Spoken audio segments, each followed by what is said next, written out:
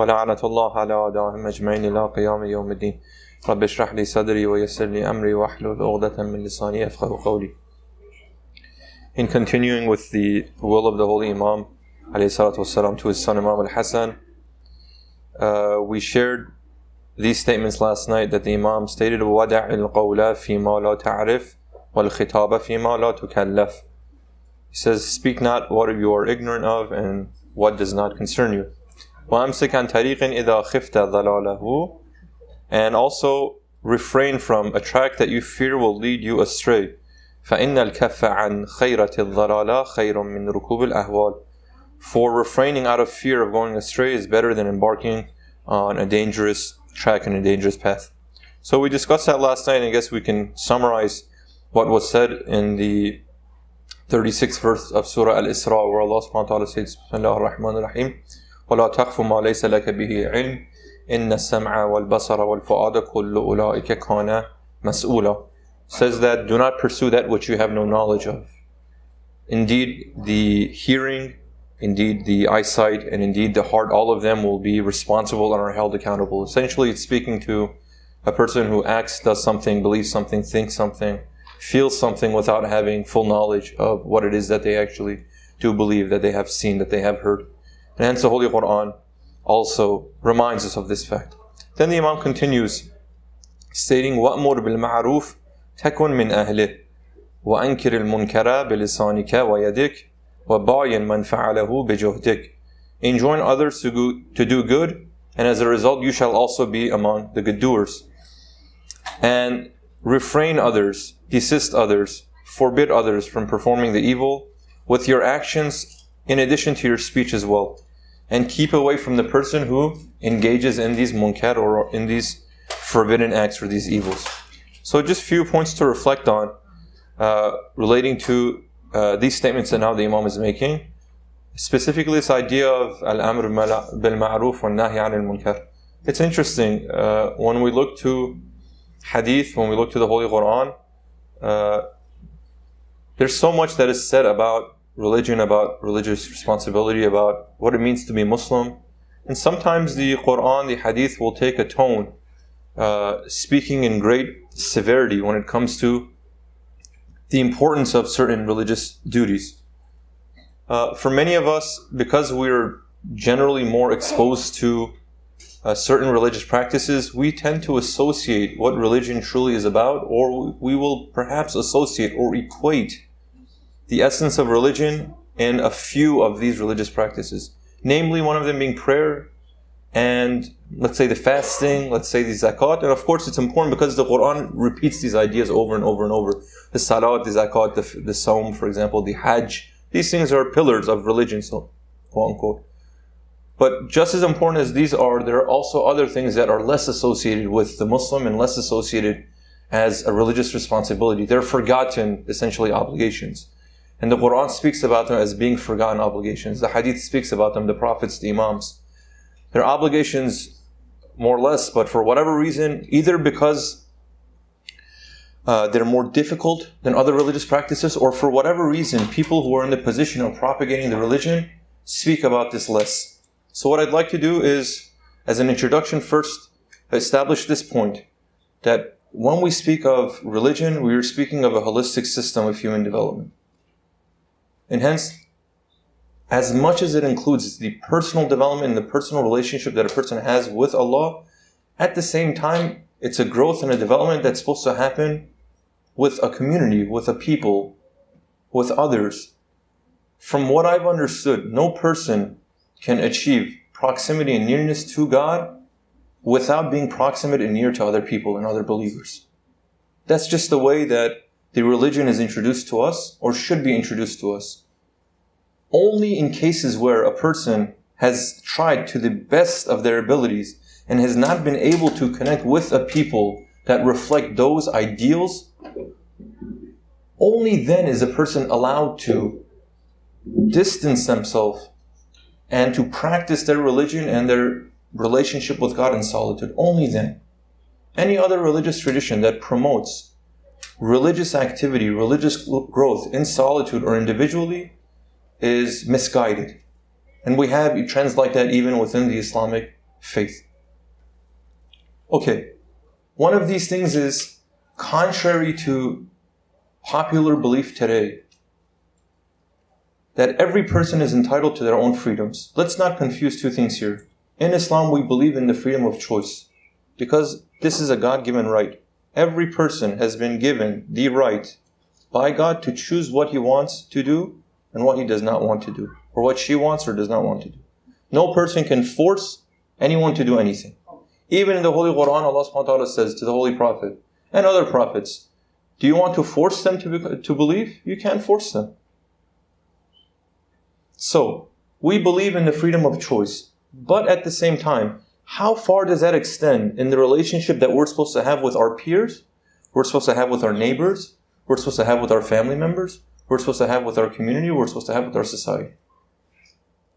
Should we say that we respect the choice of every person, and the result of that now is that every person can do whatever they want, however contradictory it is to what I believe or what others believe?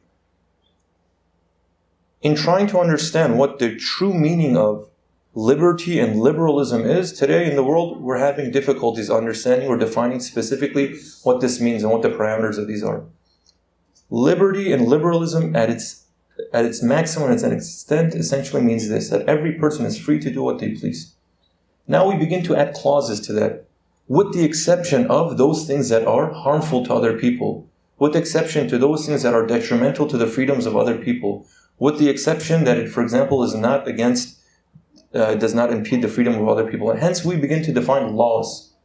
These laws are meant to be reflective of maximum liberty, maximum freedoms, at the same time being respectful of other people's freedoms as well. Because if I choose to do something in exercising my freedom that is hurtful and harmful to you, or is destructive to you, or is disturbing to you, we have a problem now. Who is supposed to set the law, and who is supposed to set the restrictions of how far I can practice and exercise my liberty? This is right now a dilemma that we have. I want to walk outside, for example, bare naked. Okay? It's my freedom of choice to do that. And the person wants to cover himself completely up. It's their right to do that as well.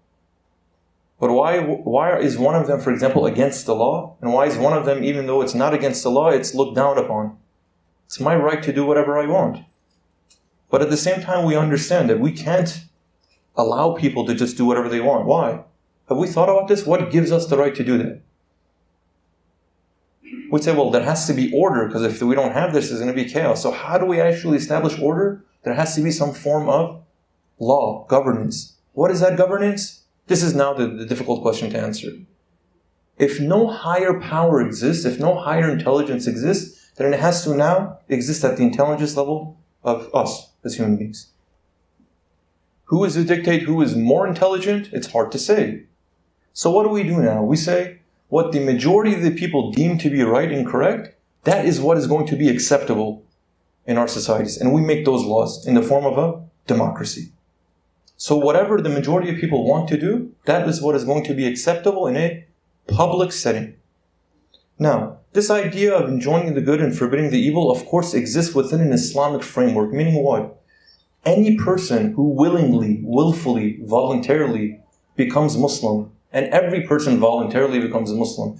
Like we said, the Quran says, there is no force, there is no compulsion in religion. La ikraha fid din.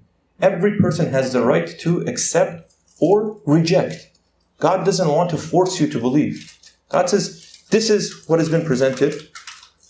If this makes sense to you, then accept. Now that you've accepted, a whole set of other responsibilities comes with that. So in accepting religion, there's no compulsion.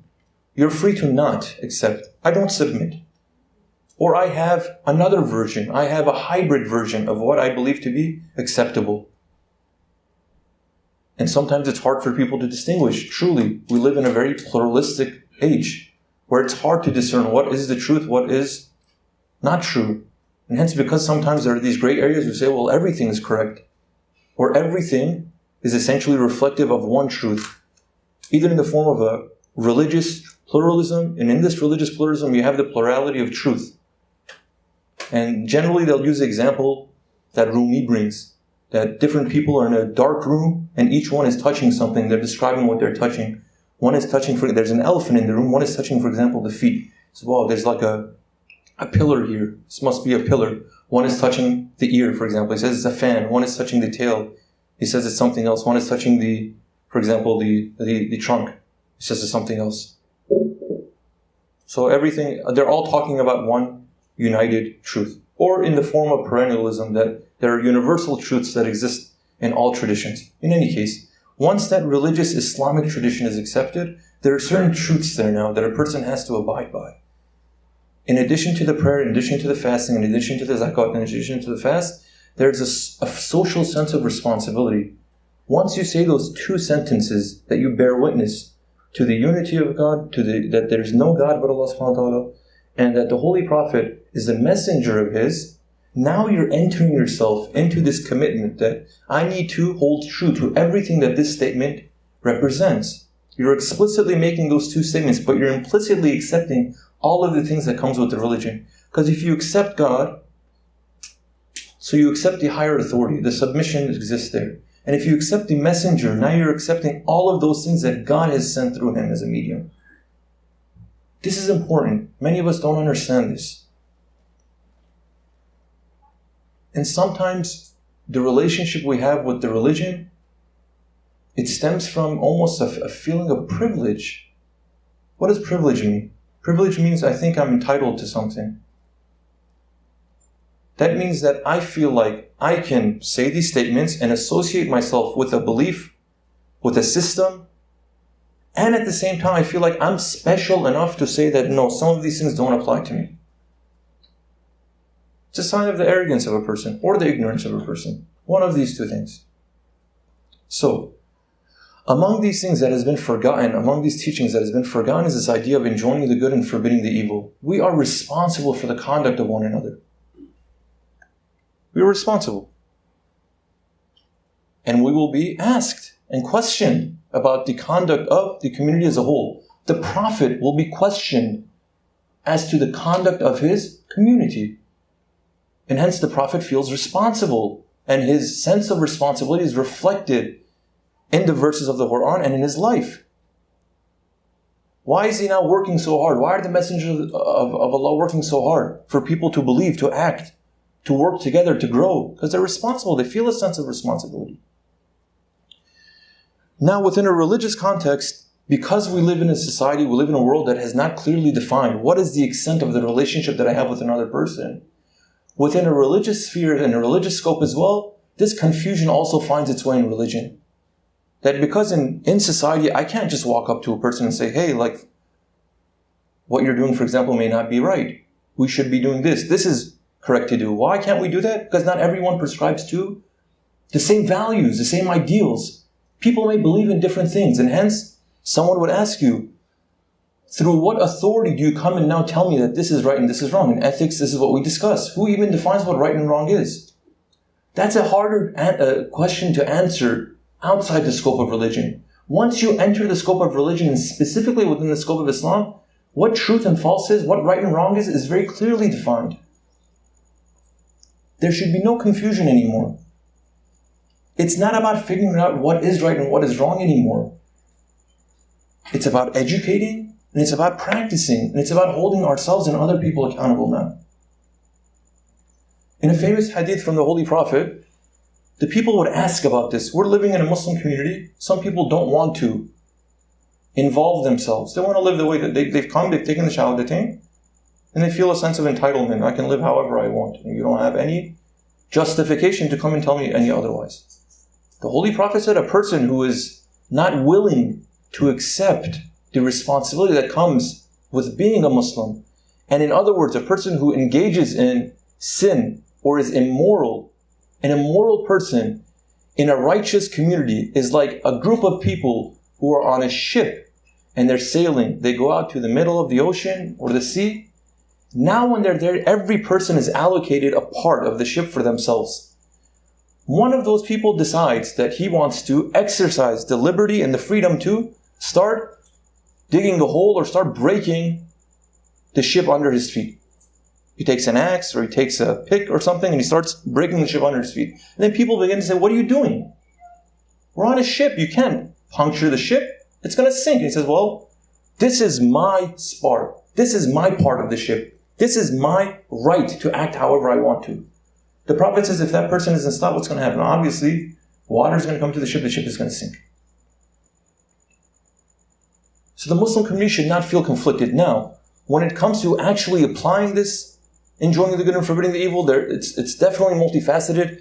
I'm just going to speak on one part of it right now and share a very interesting hadith from Imam al-Baqir, if I'm not mistaken, who speaks about why this aspect of the religion, for one reason or another, is neglected.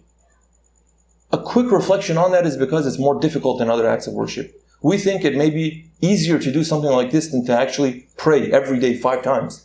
But in reality, it's harder. And there are reasons why it's harder. Risala salawat ala Muhammad wa ala Muhammad.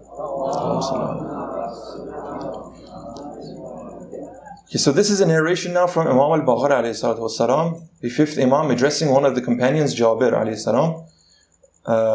Imam Baqir alayhi salam addressing Jabir. And this is found in Al-Kafi of the late Shaykh Kulaini, and also in Tahdhib al-Ahkam of Shaykh At-Tusi. The riwayat states, the Imam is now stating, يَكُونُ فِي آخِرِ الزَّمَانِ قَوْمٌ يُتَّبَعُ فِيهِ قَوْمٌ مُرَاءٌ. Towards the end of times, this time period is used a lot, it's very loose. But in any case, towards the end of times, it will have such a condition. There will be a people who follow another group of people. يَتَقَرَّؤُونَ وَيَتَنَسَّكُونَ. The people that now are following a group of people, they're following a set of leaders that they have trust in. The first characteristic that these leaders have now is يَتَقَرَّؤُونَ. They present themselves to be qaris. Qari means what? Literally means a reciter, right? Within the context of religious terminology, a qari generally is someone who either recites the Quran, and historically the term qari is a scholarly term. A person who is knowledgeable of not only the recitation of the Quran, but also the meaning, the commentary of the Holy Quran as well. It's a very respected position. And hence, these people sell themselves as being like qaris. That means they wear the garb of, or they present themselves to other people in a position of being educated. They're scholars, essentially. وَيَتَنَسَّكُونَ. They also give off this idea that they are the worshippers of God, nusuk. When they're with the people, they act very righteous, very religious, but in secrecy, their conduct does not reflect their public image. Allah subhanahu wa ta'ala about the munafiqeen, the hypocrites, speaks like this. إِنَّ الْمُنَافِقِينَ يُخَادِعُونَ اللَّهُ وَهُوَ خَادِعُهُمْ وَإِذَا قَامُوا إِلَى الصَّلَاةِ قَامُوا كُسَالَى. When they stand for prayer, they stand very lazily. يُرَاءُونَ النَّاسِ, so people will see them. وَلَا يَذْكُرُونَ اللَّهَ إِلَّا قَلِيلًا. In reality, they remember God very little. So anything that they do is a show for the people. When in front of the eyes of the public, they act very religious, but when they're in private, none of that is found there. حُدَثَاء سُفَهَاء. They are amateurs. They are superficial in their teaching. They are ignorant. They are, in other words, idiotic. لا يوجبون أمرا بالمعروف ولا نهيا عن المنكر إلا إذا أمنوا الضرر. They neither enjoin the good or forbid the evil. Only in one case will they do that, only when they can ensure that practicing that will never lead to any sort of harm or will never lead to any other sort of obligation. It'll never create a problem, a difficulty, a distress in their life. So long as this religious obligation doesn't create any more problems for them, any more difficulties for them, any more responsibility for them, they'll do it. Otherwise, they'll say it's not wajib, it's not obligatory for a person to do. And they'll bring excuses. Every person has the right to do whatever they want to do. Why are you responsible to tell another person their conduct, their character, their beliefs, their actions are right or wrong? No, go pray. يَطْلُبُونَ لِأَنفُسِهِمْ الرُّخَص وَالْمَعَاذِيرِ. They give off the image again of piety and godliness and always try to find themselves ways to escape their own responsibilities. When they know things that they should be doing, they bring excuses. يَتْبَعُونَ زُلَّاتَ الْعُلَمَاءِ وَفَسَادَ عِلْمِهِمْ. Now, how do they validate their conduct? How do they validate their approach to the religion? They do that by attacking the true, the practicing, the pious scholars.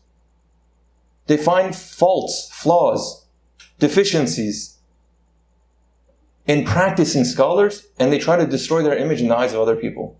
Look at these people, they're radicals. This person that you think is trying to teach you the true religious teaching, he has this problem, he has that problem, or they put labels on them to try and destroy them. They're too extreme in their religious practice. What does that even mean? How can a person be extreme in their religious practice? I don't know what it means to be moderate. I know these terminologies used today, the moderate and the extreme. The moderate Muslim and the extreme Muslim. I don't understand. I think the moderate Muslim, the extreme Muslim, I don't know. Okay. يقبلون على الصلاة والصيام وما لا يكلمهم في نفس ولا مال. They keep telling the people, they keep encouraging the people, pray, fast. And those things that don't endanger their lives and don't endanger their wealth. That means essentially they keep encouraging people to do the easy things of the religion. Come to the masjid, read this dua, God will forgive your sins. Come, do this prayer, God will forgive your sins. Again, all this stuff is found in religious teaching. It's not like they make it up. If you open the Mahfati, open the books of du'as, it says if you read this like 2 lines of dua, Allah will forgive all your sins. Like you were just born. Okay, well, if that's the case truly, either it's a lie or it's not a lie. If it's not a lie, then why do anything else if I could just read this dua on a weekly basis or once in my lifetime? Honestly, like, I have to have nothing better to do. And maybe the religious people have nothing better to do. So, right? Okay. So, these imams, these leaders, these religious scholars will come and say, do this. There are problems in the world, that's fine. What can we do? We can't just do dua. Just pray, just fast. These will solve the problems. Allah will solve the problem. He'll send someone to solve the problems. وَلَوْ ذَرَّتِ الصَّلَاةِ بِسَائِرِ مَا يَعْمَلُونَ بِأَمْوَالِهِمْ وَأَبْدَانِهِمْ لَرَفَضُوهَا كَمَا رَفَضُوا أَتَمَّ الْفَرَائِضِ وَأَشْرَفَهَا. When it comes to a point now, even those basic, those easy religious practices, when those also become difficult, they'll abandon those as well. The regression of religion in today's age, and the secularization of religion, doesn't just exist in the form of governance. It'll continue to relegate, it'll continue to regress to a point that even a person will not associate by name with the religion. Everything now, every religious practice, however simple it is, it'll be seen as an extreme form of religious practice. Right now, there are certain parts of religion that are seen as extreme. However oxymoronic this statement is, but it's seen as extreme. That means for you to feel responsible to tell your brother or sister, like, this is not becoming of a Muslim, that's seen as disrespectful.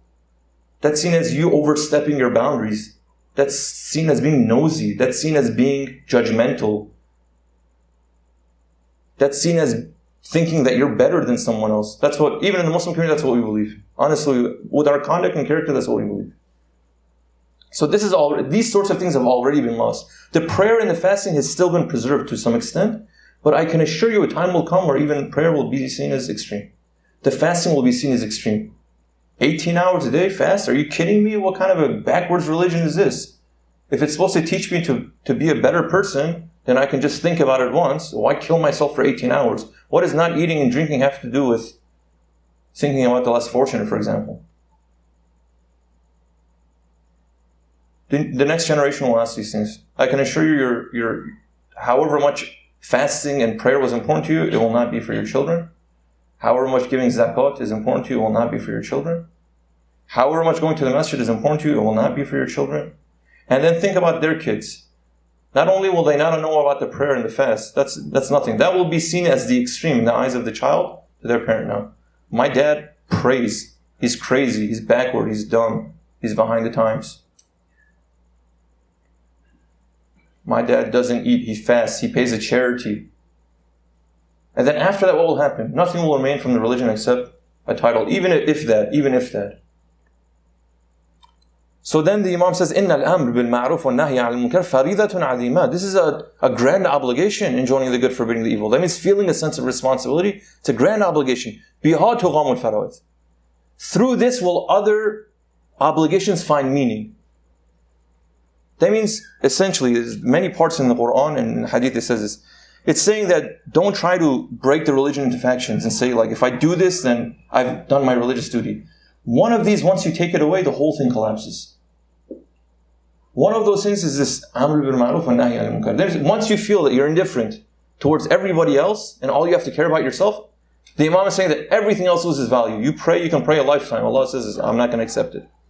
You can fast as much as you want. Allah is not going to accept it. You can give it as much charity as you want. Allah is not going to accept it. You can go Hajj as many times as you want. Allah will not accept it. You can go ziyarah as much as you want. Allah will not accept it. Why? Because you've taken a part of religion and you've abandoned another part of the religion. أَفَتُؤْمِنُونَ بِبَعْضِ الْكِتَابِ وَتَكْفُرُونَ بِبَعْضٍ?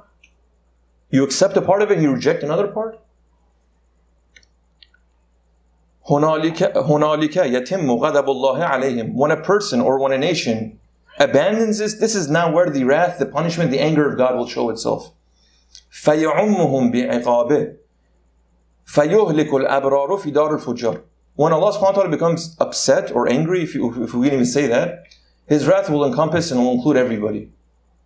That means the wrath of God, the punishment of God, will destroy the good and the bad alike. وَالصِّغَارُ فِي دَارِ الْكِبَارِ. And the young will also be punished with the elderly.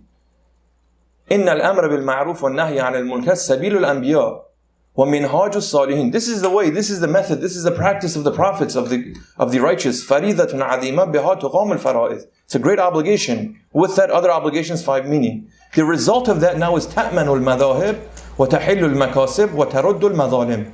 Through this action and this practice, now your roads will become safe. Your communities will feel safer. Why? Because you will never allow in the Muslim community for a person to do something that threatens the safety of the community. Never you will allow that.